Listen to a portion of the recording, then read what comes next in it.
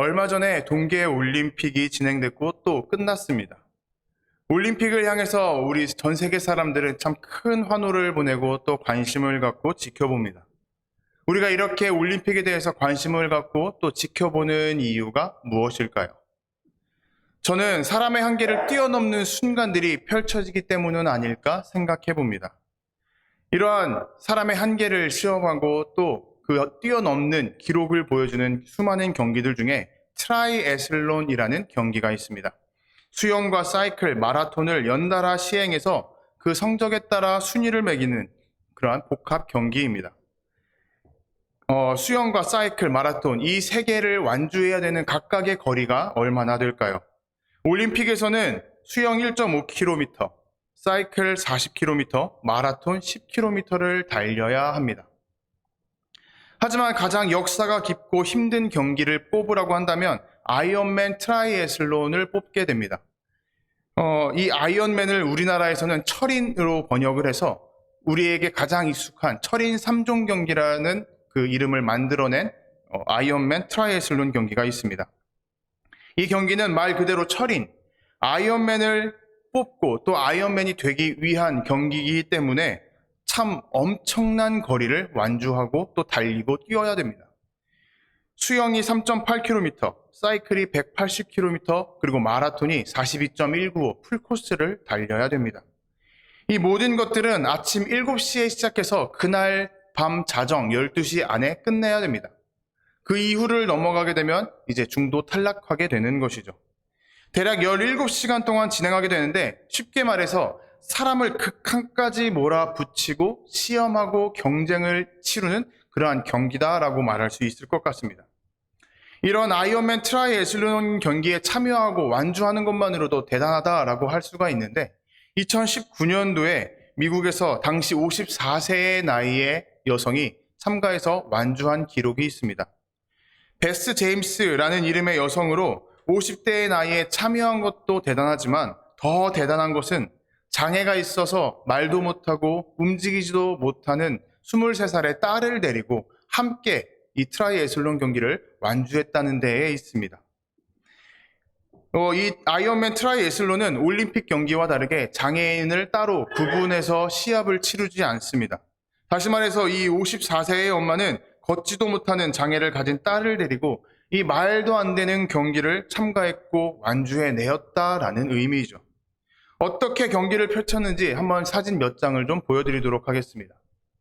사진을 보여주시기를 바랍니다. 왼쪽에 있는 사진은 사이클 경기입니다. 휠체어에 딸을 태우고 자전거로 끌고 갑니다. 이 사진들은 제가 말씀드린 모녀와 딸입니다. 오른쪽은 마라톤 경기입니다. 휠체어에 딸을 태우고 휠체어를 밀치면서 42.195km를 달려야 합니다. 사진이 한 장 또 있을 텐데요. 이 사진은 수영 사진입니다. 저 우측에 있는 스태프가 들고 있는 노란색 덩어리가 고무보트입니다. 이 고무보트에 딸을 눕히고 이 고무보트를 자신의 몸에 묶은 후에 수영을 하게 됩니다. 3.8km를 수영해야 되죠. 이 사진이 수영을 하는 그 순간입니다.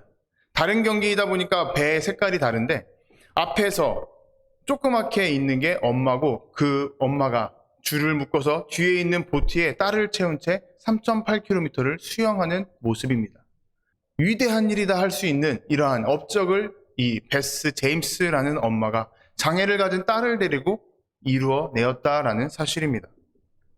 장애를 가진 딸의 이름은 리자 제임스인데 이 딸은 태어날 때부터 장애를 가진 것이 아니었습니다. 리자 제임스가 6살이 되었을 무렵 독일 독립 기념 파티를 끝내고 집으로 가던 중에 교통사고를 당하게 되었습니다. 그로 인해서 리자 제임스는 2달 동안 혼수 상태에 빠져버리게 되었습니다. 그런데 다행히도 2달 후에 정신을 차리게 되었는데 이때 당했던 뇌 손상이 너무나도 심해서 말도 하지 못하게 되었고 이제 몸도 가누지 못하게 되고 말았다는 사실입니다. 그런데 딸인 리자 제임스가 깨어나고서 3개월이 지난 후에 또 한 번의 청천벽력 같은 소식을 듣게 됩니다. 이번에는 딸이 아니라 엄마 자신에게 머릿속에 뇌종양이 하나 발견되었다라는 것이죠. 딸을 통원 치료하던 중에 발견하게 되어서 좀 일찍 발견하게 되었고 딸을 수술해준 의사를 통해서 자신의 뇌종양도 수술로 제거할 수가 있었다라고 합니다. 하지만 그 수술의 후유증으로 인해서 하루 종일 두통에 시달려야 했고 약을 먹지 않으면 일상을 영위할 수가 없었다라고 합니다. 약을 통해서야만 겨우 잠에 들을 수 있었고 또 하루 종일 그 약에 취해 있다 보니 제대로 된 삶을 이루지 못했던 것이죠. 그런데 하루는 잠결에 취해 있는데 아침에 잠에 취해 있는데 갑작스러운 우당탕 소리가 나서 뛰어나갔다고 합니다. 가보았더니 부엌이었었는데 부엌에 자신의 아이들이 아침밥을 준비하고 있었던 것이죠. 베스 제임스에게는 장애가 있는 리자 제임스 말고도 딸 하나와 아들 하나가 더 있었습니다.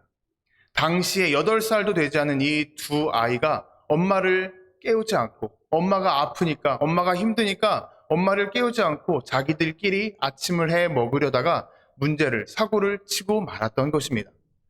그렇게 사고를 친 아이들을 보며 베스 제임스는 이러한 생각을 하게 되었다고 합니다. 넌 깨어나야만 해. 아이들을 돌봐야 되잖아. 넌 뛰러 나가야만 해. 그래야 두통을 이겨내고 생각을 정리할 수 있을 거야. 살아가기 위해, 하루를 버티기 위해 뛰자, 일어나자라고 마음을 먹었던 것이죠. 그리고 생각으로 그친 것이 아니라 곧장 달려나가기 시작합니다. 처음에는 짧은 거리부터 달리기 시작했습니다. 그저 무언가 건강한 삶을 이루겠다가 아니라 이 하루를 버텨내겠다라는 마음으로 달리기 시작했던 것이죠. 근데 이 달리는 거리가 점점 늘어나기 시작하고 결국 이 베스 제임스 엄마는 마라톤에 한번 참가해 봐야겠다라는 생각까지 하게 됩니다. 그리고 수많은 훈련 끝에 마라톤 풀코스를 참석해서 42.195km를 완주하게 됩니다. 이 사실이 너무나도 기뻐서 집에서 자기의 아이들과 함께 기념 파티를 벌였습니다. 근데 그 자리에서 함께 있었던, 휠체어에 앉아서 있었던 자신의 딸 리자 제임스가 너무나도 기뻐하는 듯한 모습을 보였다고 합니다. 그 모습을 보면서 이 베스 제임스는 결단하게 되죠. 한번 내 딸도 같이 이 마라톤에 뛰어봤으면 좋겠다. 그래서 곧장 장애인용 그 경기용 휠체어를 사서 그 휠체어를 이끌며 밀며 함께 달리기를 시작합니다. 그리고 결국에는 4년간의 훈련 끝에 트라이애슬론 경기에 참가했고 완주까지 하게 되었다라는 사실입니다. 많은 사람들은 이 이야기를 들으면 그저 대단하다, 정말 대단한 엄마다, 이것이 엄마구나 라는 말을 하게 됩니다. 그런데 저는 이 이야기에서 트라이애슬론을 장애를 가진 딸과 함께 완주했다라는 사실보다도 그 순간이 가능해지기까지 딸과 함께 얼마나 많은 매일의 반복이 있었는지가 제 마음 가운데 더 깊이 다가왔습니다. 기적처럼 보이는 이 순간 뒤에는 전혀 기적같지 않은 평범한 날들이 많이 있었고 그리고 그 평범한 날들을 엄마 베스가 딸과 함께 계속해서 버텨내며 훈련함이 있었다라는 사실입니다. 우리에게도 똑같이 이러한 평범한 날들이 주어져 있습니다. 우리도 이 평범한 날들을 똑같이 살아갑니다. 그런데 우리의 하루하루는 어떻게 받아들여지게 되나요? 여러분들은 지난날 그리고 앞으로 우리가 맞이하게 될 평범한 하루들을 어떻게 바라보고 어떻게 생각하시나요? 그 하루하루가 정말 즐거우신가요? 아니면 그 하루하루가 힘들고 어려우신가요? 대부분은 삶이 힘들다, 하루가 어렵다라고 이야기할 것입니다. 갤럽이라는 통계조사단체에서 2024년도에 전 세계 144개 국가에서 성인만 15만 명을 대상으로 당신의 삶은 건강하십니까? 라는 조사를 벌였습니다. 그때 37%의 사람들이 매일같이 나는 스트레스 속에서 살아갑니다라고 응답을 했고 32%의 사람들이 나는 하루하루가 힘겹습니다라고 대답을 했습니다. 정말 많은 사람들이 나의 삶은 힘들다라고 전 세계 모든 사람들이 공통적으로 이야기했던 것이죠. 왜 이렇게 우리는 삶이 힘들다고 느끼는 걸까요? 항상 매일같이 해결되지 않는 문제가 우리에게 주어져 있기 때문일까요? 그렇지는 않을 것입니다.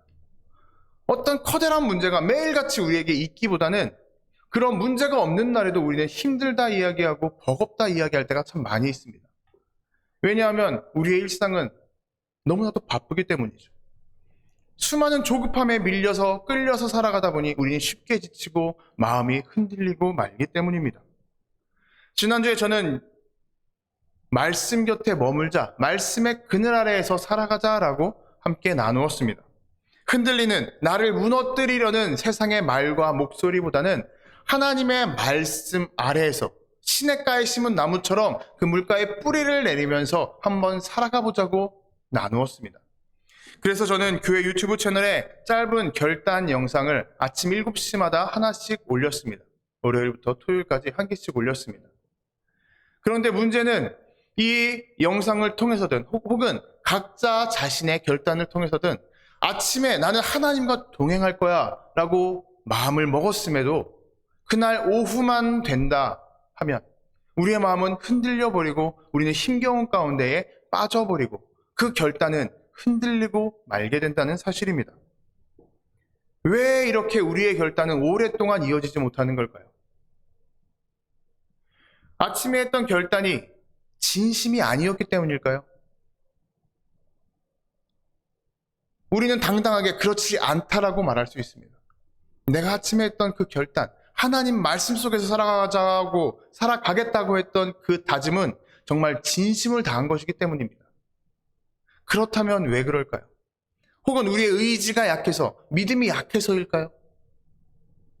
아마 그럴 수도 있을 것입니다. 하지만 진짜 중요한 문제는 다른 데에 있습니다. 우리에게는 하고자 하는 어떠한 마음이나 그 결단은 있지만 이 결단을 어떻게 살아내야겠다, 어떻게 해내야겠다라는 훈련의 방식은 없다라는 사실입니다.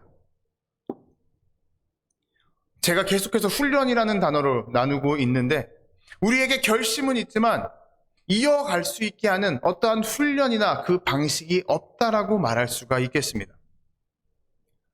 우리는 우리의 믿음이나 우리의 신앙을 성장시킬 때 가끔씩만 뜨거워지는 한순간의 마음만 가지고서 이루려고 할 때가 참 많이 있습니다. 그런데 문제는 가끔씩만 뜨거워지는 거다 보니까 평소에는 차갑게 식어 있는 상태입니다. 그로 인해서 우리의 삶은 항상 힘들고 어렵습니다. 지쳐 있는 거죠. 하지만 하나님께서는 우리에게 한 번의 커다란 감동으로서 우리를 높여주신 거나 우리를 세워주시지 않는다는 사실입니다.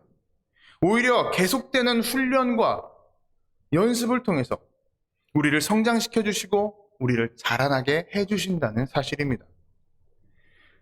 그렇다면 우리가 하나님의 말씀 가운데서 거하기 위해 필요한 것은 그럼에도 불구하고 더 큰 의지와 결단일까요? 아니면 제가 말씀드린 것처럼 훈련과 연습일까요? 오늘 우리가 나눌 본문에서 사도 바울은 자신의 영적 아들인 디모데에게 이렇게 권면합니다. 망령되고 허탄한 신화를 버리고 경건에 이르도록 내 자신을 연단하라. 우리가 여기서 주목해야 될 단어는 연단이라는 단어입니다. 연단의 뜻이 무엇일까요? 다른 해석본의 성경을 보면 우리는 더 쉽게 알 수가 있습니다. 이 구절을 킹 제임스 성경은 이렇게 기록합니다. Exercise thyself rather unto godliness. 그리고 NIV 성경은 이렇게 기록합니다. Train yourself to be godly. exercise와 train입니다. 연습과 훈련이죠. 지금 사도 바울은 디모데에게 경건함을 훈련해라 라고 지금 권면하고 있는 것입니다. 경건하라와 경건함을 훈련하라. 이 두 가지는 비슷해 보이지만 전혀 다르다는 것을 우리는 알아야 됩니다. 경건해지는 것은 우리의 마음과 결단만으로 이루어지는 것이 아니기 때문입니다. 일이 잘 풀려서 우리가 하나님께 감사함으로 나아가며 우리가 경건해지기 쉬운 날도 있지만 이 경건이라는 것은 일이 안 풀리고 우리의 기분이 안 좋고 상황이 요동친다 할지라도 똑같이 변함없이 하나님 앞에서 경건함을 보여야 되기 때문입니다. 하지만 우리는 상황이 흔들리면 우리의 의지와 마음은 흔들려 버리게 되고 경건함을 놓칠 수가 있게 된다는 거죠. 그렇기 때문에 사도 바울은 신앙을 가끔 뜨거워지는 어떠한 마음이나 결단으로서만 유지하고 성장시키는 것이 아니라 계속해서 끊어지지 않는 방식으로 훈련함으로써 이어나가야 된다라고 권면하는 것입니다. 그렇다면 우리는 어떻게 훈련을 할 수가 있을까요? 어떠한 훈련을 할 수가 있을까요? 사도 바울은 가장 먼저 이렇게 권면합니다. 망령되고 허탄한 신화를 버리라. 사도 바울이 말하는 첫걸음은 먼저 버리라 라는 것입니다. 여러분들 집에 짐이 많이 쌓여 있다고 생각해 보십시오. 어떤 수납장에 들어가지 못하고 계속해서 바닥에 쌓일 정도로 짐들이 많이 쌓여 있습니다. 그렇다면 이러한 짐들을 여러분들은 어떻게 처리하시겠습니까? 단순하게 수납장을 몇 개 더 사서 그 수납장에 채워 넣으시겠습니까? 아니면 버릴 것과 보관할 것을 구분해서 버릴 것들을 버리시겠습니까? 제가 방에다가 쌓아놓는다라고 말씀드리니까 많은 분들이 찔리시는지 좀 웃음을 지으시고 깊이 생각하시는 것 같습니다. 저도 좀 많이 찔리긴 합니다. 가장 먼저 이 짐을 정리할 때, 쌓여있는 짐을 정리할 때는 수납장부터 사는 것이 아니라 버릴 것과 보관할 것을 구분하고 버리는 것을 먼저 버려야 되는 것입니다. 얼마 전에 제 아내가 옷방 정리를 하더니 저에게 한 보따리를 건네주면서 이것들을 버리고 오라고 말해줬습니다.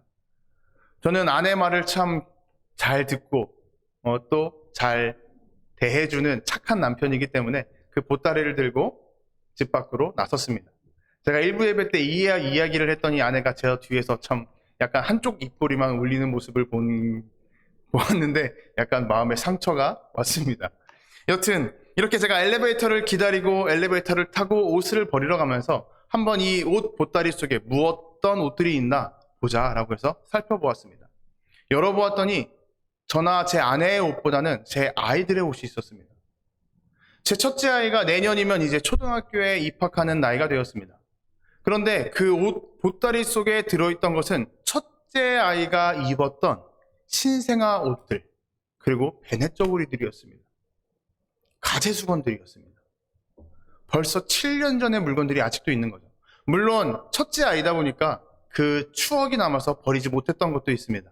그런데 둘째 아이가 태어나고 둘째 아이의 옷들도 생기다 보니까 어쩔 수 없이 짐 둘 공간이 부족해서 정리할 수밖에 없었던 것입니다. 이렇게 비우고 나서야 옷들을 정리할 수 있는 공간이 생겼고 삶의 여유가 생겼습니다. 근데 그러고서도 자리가 부족하다면 우리는 그때 수납장을 새로 사서 그곳에다가 넣어서 정리를 하면 됩니다. 이러한 것은 우리의 신앙도 마찬가지다라는 사실입니다. 우리의 마음 가운데에 무언가를 더 채우기 전에 가장 먼저 우리의 마음을 힘들게 만드는 것, 우리의 마음 가운데에서 우리를 지치게 만드는 것, 우리를 무너뜨리게 만드는 것, 다시 말해서 성장할 수 있는 힘을 세워나가게 하는 그 무언가를 골라내서 버려야 된다라는 사실입니다. 시간을 더 늘리기 전에 시간을 잡아먹는 것부터 줄여야 된다라는 거죠. 그래서 사도 바울은 지금 디모데에게 가장 먼저 버려라 라고 말을 하는 것입니다. 경건의 훈련은 무언가 많은 것들을 더 하자라는 것보다 계속 필요 없는 것들을 덜어내자라는 것에서부터 시작하게 됩니다. 우리가 신앙의 훈련이 실패하게 되는 이유는 충분할 만큼 많이 안 해서가 아니라 너무 많은 것들을 하겠다라는 그러한 욕심 때문에 끌려가 버리기 때문입니다.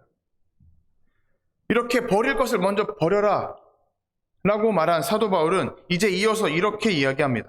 경건에 이르도록 내 자신을 연단해라. 보통 훈련이라는 것에 대해서 종목 상관없이 훈련하고 연습하는 것은 어떠한 방식으로 이루어지게 되나요? 사람마다 다른, 그리고 전문가마다 다른 다양한 방식들이 있지만 보통은 상황과 환경이 어떻든지 간에 끊임없이 꾸준히 계속해서 반복하는 것을 이야기합니다. 기분이 좋으면 훈련해야 되고 혹여 기분이 나빠도 훈련해야 됩니다. 시간이 넉넉하면 당연히 훈련해야 되지만 시간이 부족해도 어떻게든 시간을 쪼개서 훈련해야 됩니다. 왜 사도 바울은 이렇게 훈련을 하라고 이야기하는 걸까요? 제임스 클리어라는 작가가 쓴 아토믹 헤비츠라는 책이 있습니다. 우리나라에는 아주 작은 습관의 힘이라는 제목으로 번역되어 있죠. 이 책에서 제임스 클리어는 이러한 말을 적었습니다. 사람은 목표대로 살아가기보다 매일 행동하는 방식대로 살아가게 된다. 아무리 우리가 높은 목표를 세운다 할지라도 그 목표를 이루겠다라는 그 의지가 없이 혹은 의지를 갖고 매일 행동하지 않는다면 그 목표대로 살아갈 수가 없다라는 것입니다. 목표가 크지 않다 할지라도 그 목표를 위해서 우리가 끊임없이 훈련하고 연습하면 우리는 그 목표를 넘어서서 살아갈 수가 있게 된다라는 것입니다. 가끔씩 제가 제 장인어른을 말씀드리게 되는데, 제 장인어른은 젊으셨을 때 배드민턴 국가대표셨고, 그리고 커서라기보다는 좀 나이가 좀 더 들어서는 이제 국가대표 코치와 감독을 거쳐서 대학교에서 배드민턴 교수로 하고 계십니다. 지금은 은퇴하셨습니다. 저희 장인어른께서 이렇게 선수 시절부터 또 후학을 양성하는 그 시기까지 수많은 사람들을 보면서 느끼신 바를 한번 저에게 말씀해 주신 적이 있습니다. 장인어른께서 가르치셨던 그리고 보았던 배드민턴 선수들은 누구나 국가대표를 목표로 해서 훈련하고 연습합니다.